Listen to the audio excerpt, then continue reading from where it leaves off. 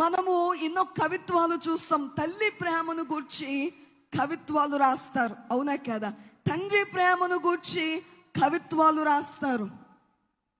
లేకపోతే అక్క ప్రేమ, లేక తమ్ముని ప్రేమ గూర్చు, లేకపోతే గురువును గూర్చి కవిత్వాలు వ్రాయబడ్డాన్ని మనము చూస్తాము. కానీ ఇక్కడ ప్రియుడు ప్రియురాలు అనగా దేవుడు ఆయన స్వరక్తమిచ్చి సంపాదించిన ఆయన సంఘము, ఇరుగురి మధ్య ఉన్న సంభాషణ చూస్తే, వారి యొక్క ప్రేమను చూస్తే, ఇక్కడ దేవుడు తెలియజేసే మాట, నా ప్రియురాల, సంఘాన్ని నా ప్రియురాల అంటూ ఫరో యొక్క రథాశ్వములతో నిన్ను పోల్చెదను, ఫరో యొక్క రథాశ్వాలతో నిన్ను పోలుస్తున్నాను, పలానా దానితో దీనితో పోలుస్తున్నాను.